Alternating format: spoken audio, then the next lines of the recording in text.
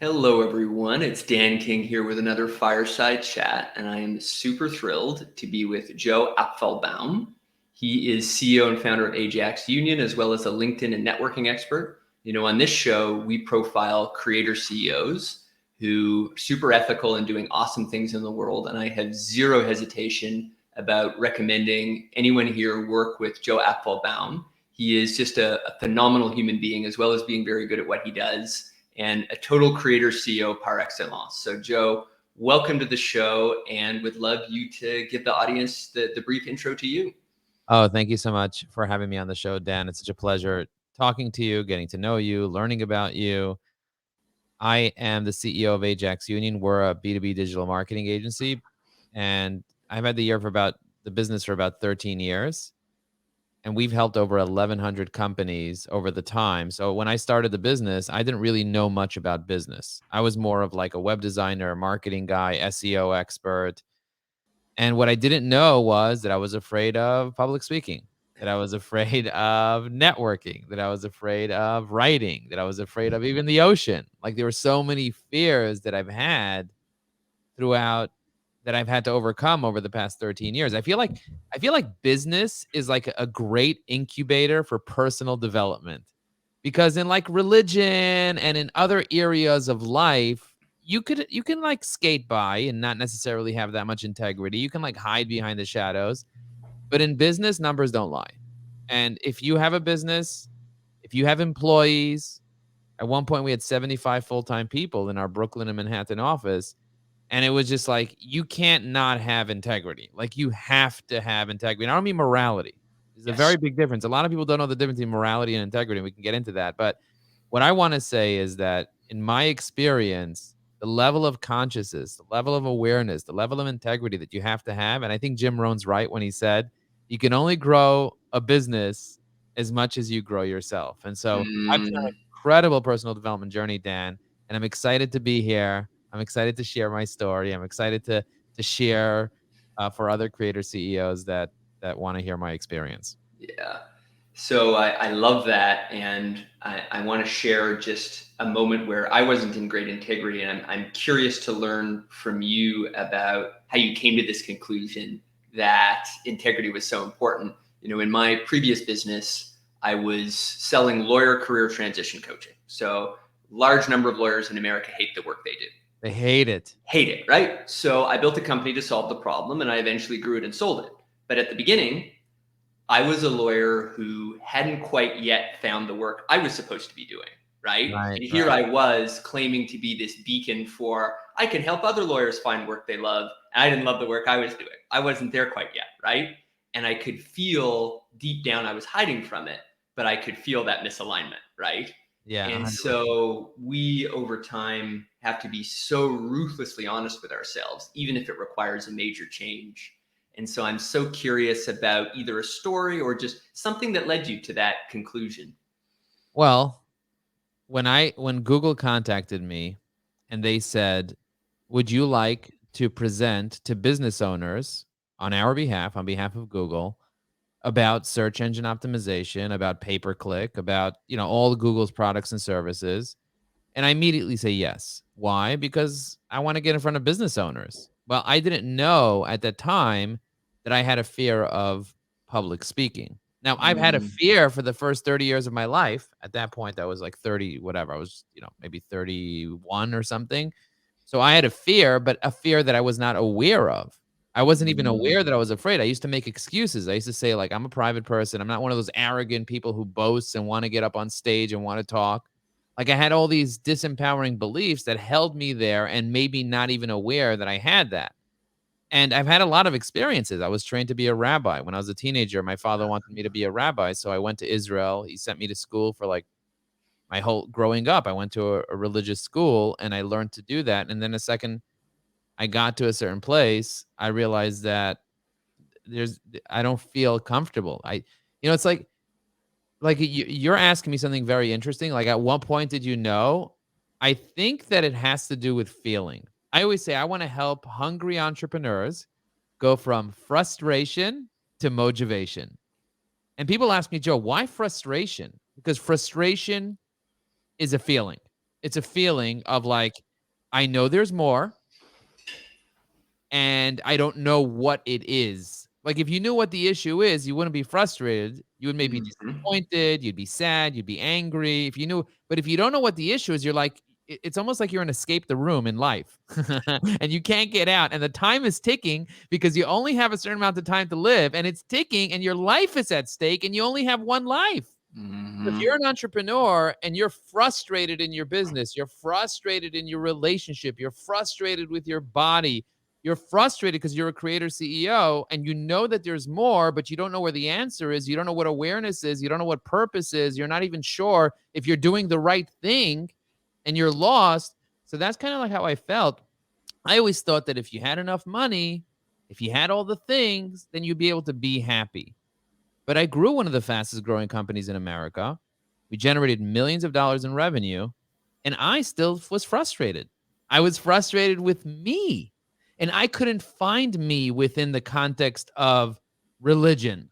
That didn't provide me with me finding me because I had a lot of lack of integrity. On the outside, I looked a certain way, but on the inside, I was suffering. Mm. I couldn't find that in the context of a relationship. My relationship was suffering. I was not me. I was not being me fully.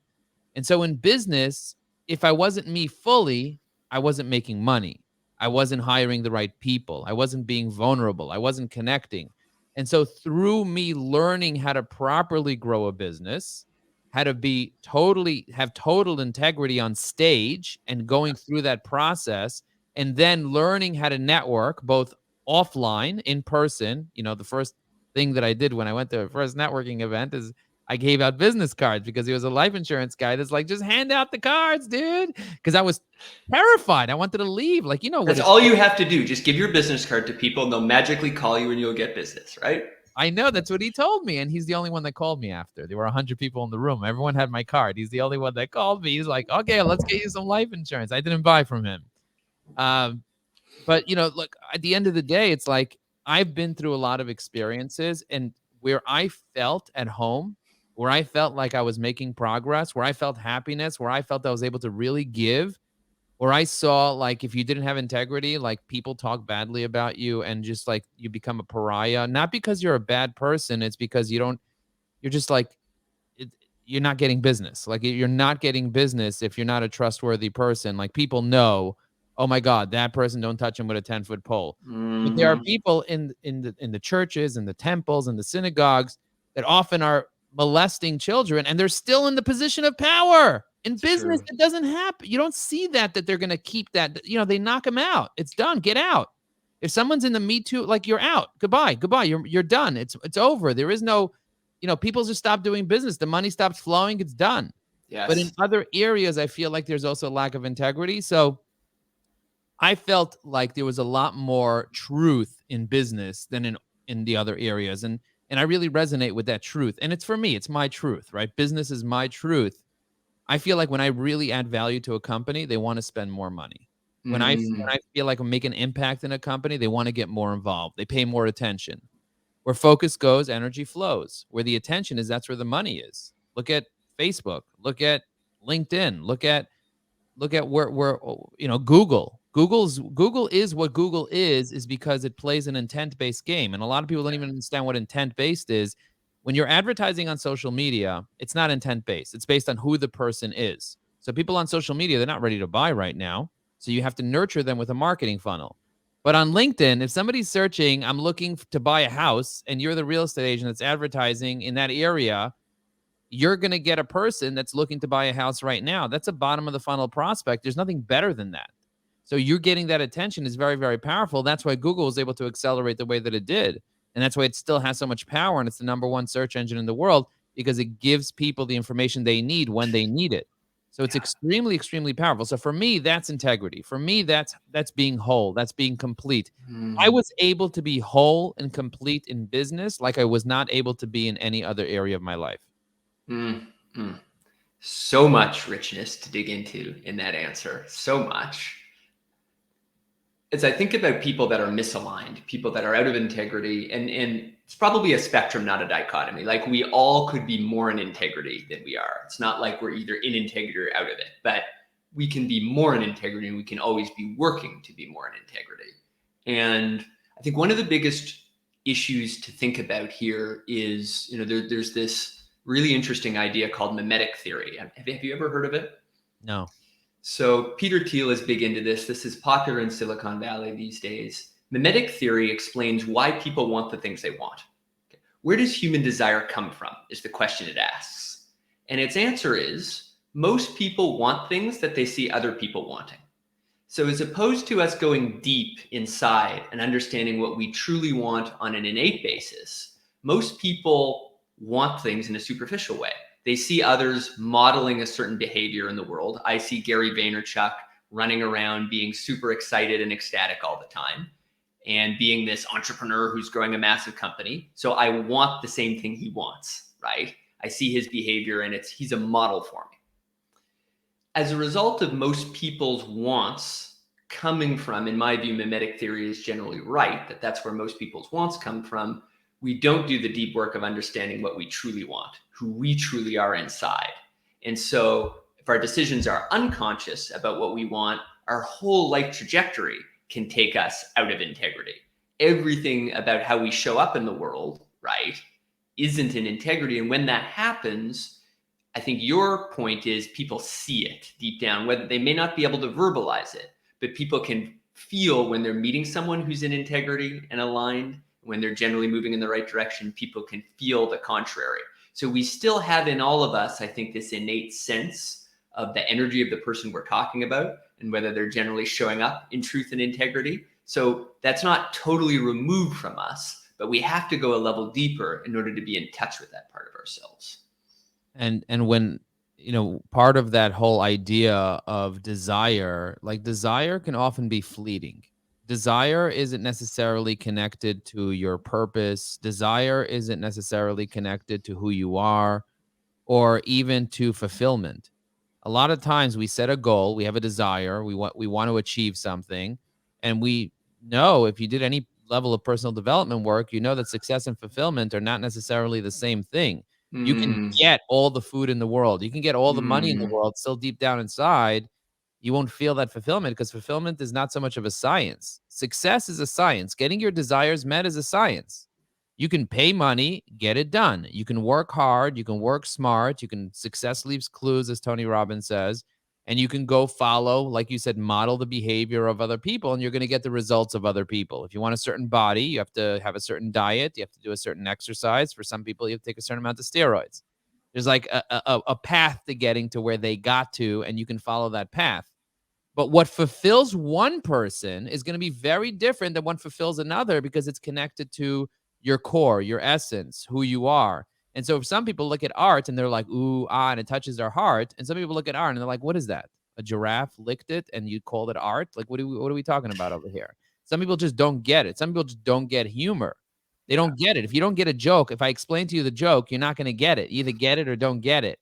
And so I believe that people need to find themselves. And through business, I was able to find myself. I'm not saying everybody can find themselves through business. Not everybody has that inside them. But Yeah. I watched my mother try to grow a business in the Lower East Side for 10 years. And eventually she went out of business. She never hit the $1 million mark. 96% of creator CEOs, 96% of business owners are doing less than $1 million in annual sales.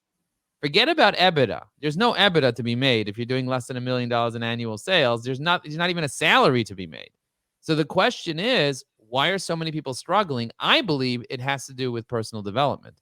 I believe it has to do with awareness. I believe that the right strategy will save you a decade. And often, if you're a human being that's learning everything, including your desires through imitation or watching other people, then you're going to think that your success and your fulfillment come from somebody else or from having what somebody else has. But then when you get that, you'll realize quickly that it's not really about that. And it's kind of like me. I wanted to grow a business. I saw other people growing businesses. I wanted to grow a business. I wanted to feel amazing. I got to that level. I grew one of the fastest growing companies in America, millions in revenue. And I realized, yes, I love growing a business, but what I love more is growing myself. And in order for me to Mm, take the business to the next level, I need to grow myself and I need to have more integrity, not just on the top line, because I was 265 pounds at that point, So I was gaining 10 pounds every single year. I had to grow it on the bottom line.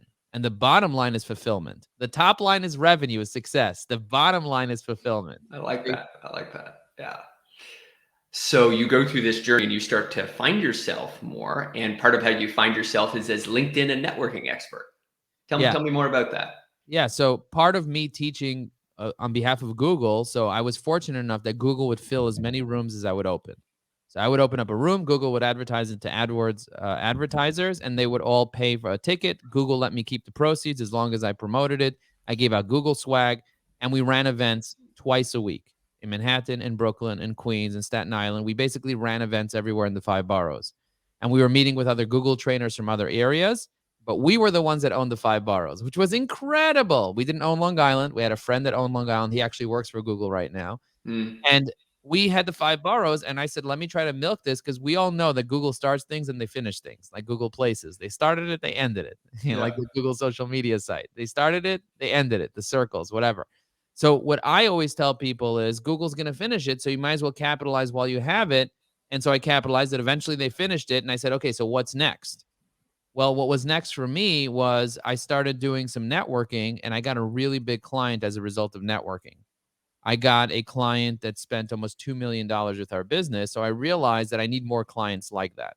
And I need to fill my seminars with people that can afford to invest that type of money. And that usually comes from relationship building and networking, because cold calling will only get you so far. Relationship building is really where you're going to get those clients. 80% of B2B decision makers start the process with a referral. Right. And so I needed to learn that whole referral marketing thing. So I mastered it offline, but then people started asking me about learning how to do it online. So and I also noticed at the same time that Microsoft paid $26.2 billion for LinkedIn. That was a big turning point for me, because I was teaching LinkedIn 10 years ago. But what I was teaching about LinkedIn, I said, LinkedIn has 65 million users. You should log on and create a profile and connect with your employees and connect with your friends so that they see that you have a profile. But that's all what it was. There was no content marketing there. But when Microsoft invested $26.2 billion, and now everyone's talking about Elon Musk investing $44 billion on Twitter, $44 billion is nothing compared to what Microsoft paid in 2016. With inflation, it's more than 44, Mm-hmm. so if you think about what they purchased, they really got a steal buying LinkedIn for $26.2 billion then, and they invested a lot more money into it to be able to help turn it into the platform that it is today. And I don't know if you know this, but right now, as we speak, there are 830 million users on LinkedIn. Did not know 40% are logging in on a regular basis, but there's only a million posts going up, and most of them are coming from me. Most people are not posting. that. Yeah. Most people are not posting on LinkedIn because they don't understand networking. They don't understand top of mind. They don't see the value of it. They don't really understand how much organic reach. I posted something over the weekend. 5,000 people saw it. Just like that. I didn't pay for advertising. If I would have had to advertise that exact same post, it would cost me several $100s to get 5,000 eyeballs to see it, that are the eyeballs that I want to see it. C-level executives, marketing directors, sales trainers, sales VPs at companies that are over 5 million in revenue. I know exactly who I'm targeting. I know who I'm connected to. I know who's following me. And so I learned how to take the things that I learned offline and becoming a master of networking offline by connecting with the right people, by building rapport, and then staying top of mind, and then adding value. I do the same thing on LinkedIn. And a couple of years ago, we started a training company that trains professionals on how to use LinkedIn. So we have a really, really great program. We have a 3-step process. One of the things that I learned things to do and things not to do. So from my mother, I learned to work really, really hard. So I enjoy working hard. I'm not like Gary Vaynerchuk that works 20 hours a day and doesn't ever sleep and is just a hustle mentality. I think you need to have a work-life balance. I'm a single dad with 5 kids. So I want to make sure that I'm giving them my time and that I'm having dinner with them, and that I'm doing the things that I love doing, not just the things, not money, money, money, money. Money is not everything. Although it's important and it can help you in every area of your life, you need to find balance and work smarter instead of harder. And so I learned to work really hard from my mother, but I also learned what not to do is try to get lucky. Mm, Like, it's not mm, a casino, it's not a penny stock. I'm not here trying to get lucky. Instead, have a strategy. I believe that the right strategy, especially the right marketing strategy, will save you a decade. So instead of spending 15 minutes faking, spend 10 years in the making, because overnight success is 10 years in the making. And so having the right strategy is going to be really the key. And so for me, it has to do with having the right people, having the right process. I say micromanage the process, not the people. I've been saying that since 2013. I was actually quoted on Inc. magazine together with the likes of Richard Branson. He had his quotes, I had my quotes. And remember when I had to break out of my shell to even attribute a quote to myself. You know how crazy I was? I was literally Googling things with quotes on it in order to make sure that my quote was actually unique because I didn't want to imitate anybody else or steal quotes from anybody else. And so Mhm. I remember quoting that quote, like coming up with that idea, micromanage the process, not the people. And then I put it on my website. I shared it with people, and I was like, "This is a great quote," and people loved it. And somebody found it that was writing an Inc. article and basically quoted me and attributed that quote to me because I came up with stuff. But it wasn't until I read Hal Elrod's book, The Miracle Morning, Mm, that I mm, even had the guts to quote myself. Like he helped mm. me be able to like that was the insight that I got from him. Besides, going from a night bird to an early bird, I was a person that would stay up, burn the midnight oil, and go to sleep, like hold my eyes open with scotch tape so that I could work. But I don't do that anymore. Now, as soon as I get tired, last night I got tired at 9:45. Boom, lights out. I go to sleep and I wake up. I'll wake up at 4:45. I wake up 6 hours, 7 hours later, and it feels really good knowing that I'm able to like give myself permission to go to sleep early. I thought I had to go to sleep late as possible to be able to prove that I'm such a hustler. But it's not about proving anything. It's about feeling fulfilled. Yeah, we're all designed in a particular way. There are certain just truths about us that over time we learn, and if we violate those truths, there are consequences. Like I remember the first year, 6, 7 years ago when I just started entrepreneurship, and at the time it was really freelancing, and I remember making six figures for the first time without a boss, and I was thrilled, but I had to work a gajillion hours to do it, and I destroyed my health. And I woke up one day thinking, there's got to be a different way to do this, right? And I fundamentally believe, yes, there are some people that are cut out to work crazy hours, but it's a pretty small percentage, even of entrepreneurs. Most of us tend to do better when we work fewer hours. And we recently switched to a 4-day work week, and my productivity has gone way up counterintuitively. Yeah, when you have less time, you end up doing things that are better with your time because you just have it's more scarce. Yeah. So you end up investing it better. We all have the same 24 hours in the day. That's the one thing we have in common with Warren Buffett. Yeah. And Yeah. so it's not like, getting creating more time. A lot of people make that excuse. I wish I had more time. As a matter of fact, I have a copywriter that works for me and we're having a conversation. He's like, "Dude, all I do is write copy for you. But I look at your calendar and I don't know how you get so much done in your day and you still have time to have dinner with your kids. You Yeah. still have time to do what you love to do. You still have time to rap and to exercise and to like all the things that you do and to meditate. How do you have all that time?" I was like, What are you talking about? We have the same amount of time. I just have different priorities." Yeah. And he like was a very quiet moment there. And he was just like, "But how do you prioritize the things that are important to you?" And I was like, "You tell me how. How do you prioritize? How do you not prioritize the things that are important to you? You have one life to live." And often we don't even know what's important to us, so we don't prioritize them. Yeah. My kids are getting older. They're not getting any younger. And as they keep getting older, I need to prioritize them over business because I can keep doing business at 60, 70, at 80, at 90. I can keep doing business.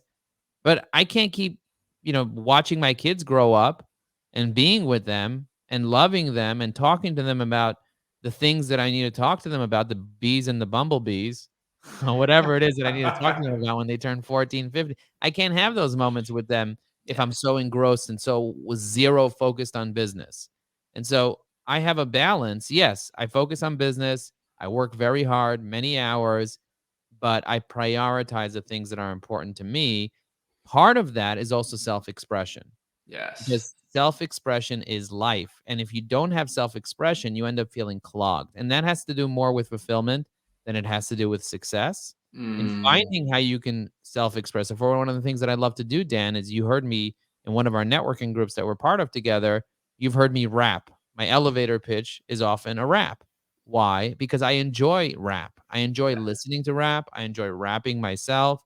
And so one of the ways that I express myself is just putting on a beat and just rapping, spending time doing that and developing that skill. A lot of people think that public speaking or podcasting is a talent. I don't believe it's a talent. I don't Mm, believe that what we're doing right here is talent. I think it's skill. I think it comes from repetition. Now, mm, some people are talented naturally, so it's easier for them, so they need less repetition, but they still need repetition. They still need a significant amount of repetition. And people look and they have zero repetition and they're like, oh no, they're just talented. No, they're talented and they have tons of repetition, tons and tons and tons of repetition, because talent alone is smoke. Talent alone doesn't have the value. You mm, need skill, and skill, repetition is the mother of skill. mm.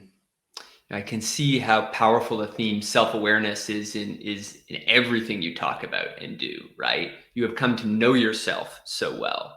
And I love like weaving self-expression into the story because self-awareness helps us understand how we wish to express. And by the way, the list of the top 100 Jewish rappers in America, we need to see you on it at some point. If they ever let me vote for who gets on that list, I will proudly vote for you. That Are there a list of Jewish there rappers? is. There is. Oh my I'll share it god. with you later. Anyway, all this to say, self-expression is something that I mean, it's part of how you're so good at LinkedIn, right? It's an authentic. I see your posts, and there's such an authentic expression of who you are.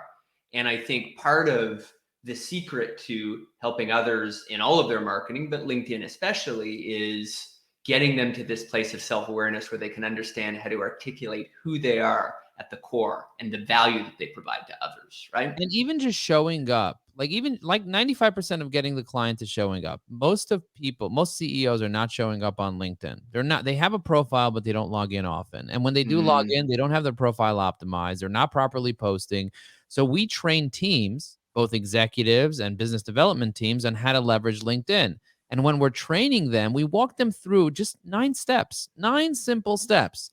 We teach them first how to set a strategy. What is the plan? Who are the people? What's the process? What is the promise? What are you going to do? Right? What is the strategy? What is the foundation for success?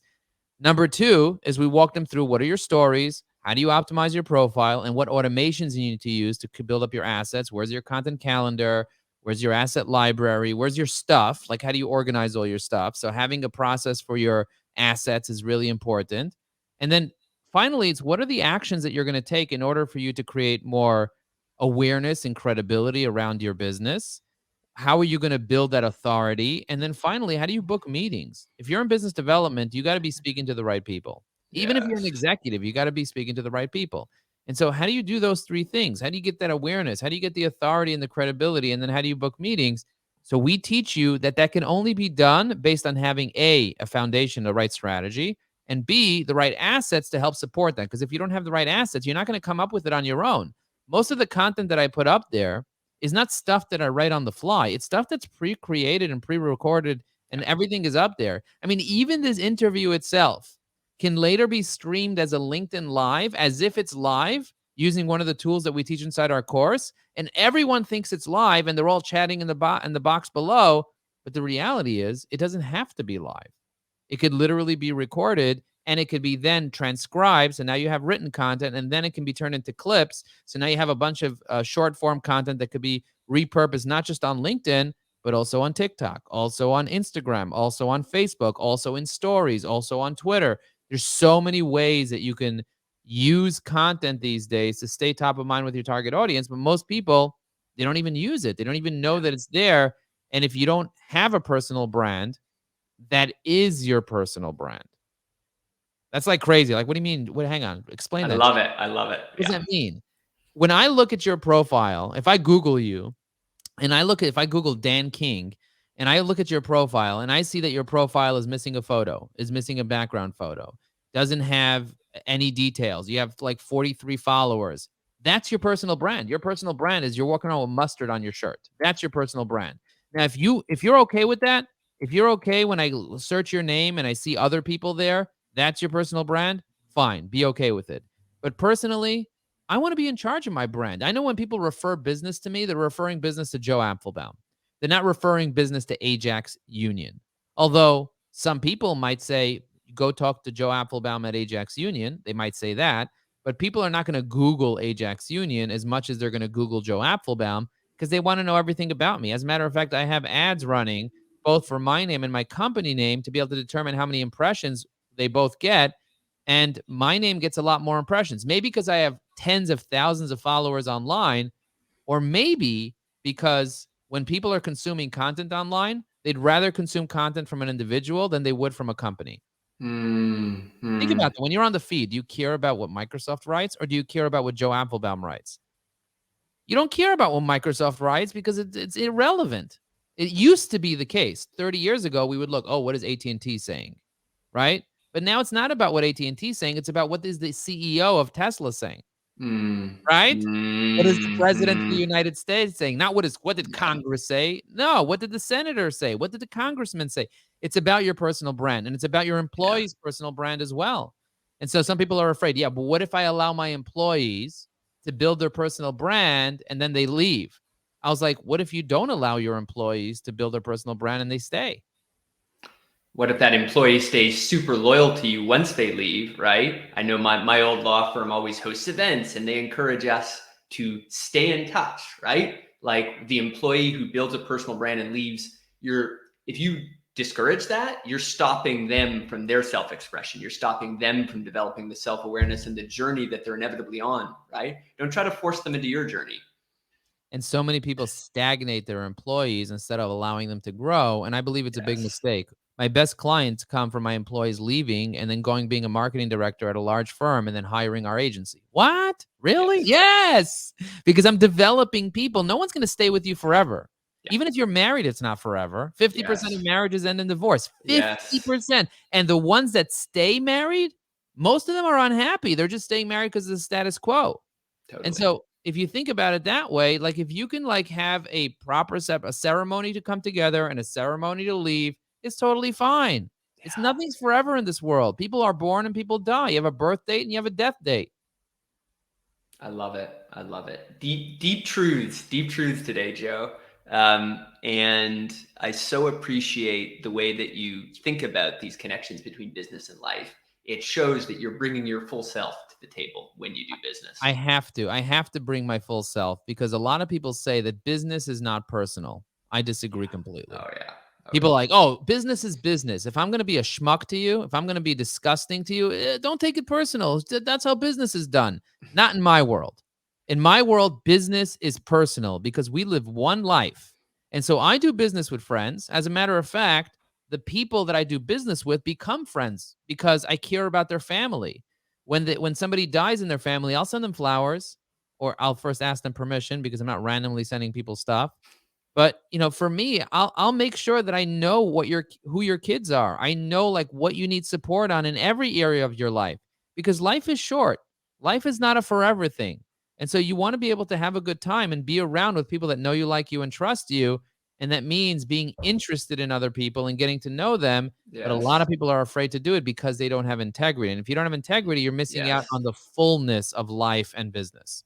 Well, and speaking of business being personal, a question that we love to end on is we talk about all of the wonderful work you do in LinkedIn, as well as who you are as a human. When you're not working, what's fun for you? Well, I enjoy running in Prospect Park or on the Okay. beach. I like going to Florida to visit my parents, so I love running.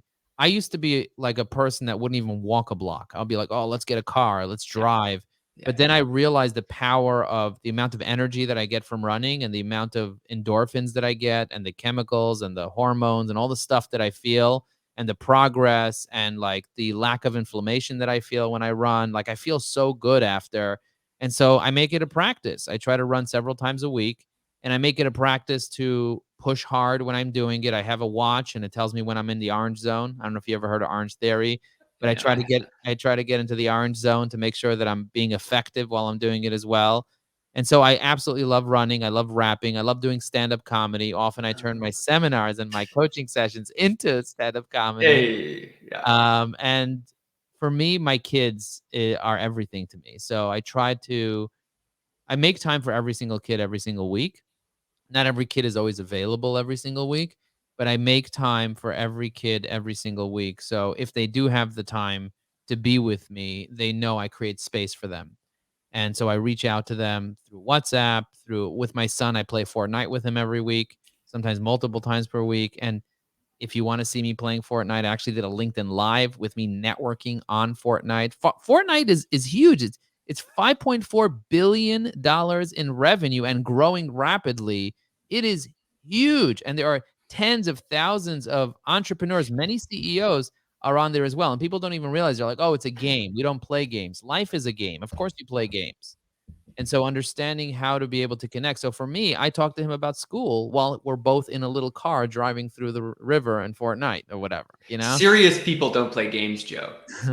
Serious people play games seriously. I love it. I love it. Such a pleasure to be with you. Learned a ton. Love your perspectives on life and business and interweaving them. And such a pleasure, and feel so aligned and in integrity to me to bring you to the audience. So thanks so much for sharing your wisdom, Joe. Thank you very much. And if anybody wants to connect with me, feel free to go to joelinkedin.com. I bought a domain name that forwards to my LinkedIn URL. So, feel free to connect with me, send me a message, and let me know that you saw me on the Dan King show, and we can do some networking. Oh! Whoa!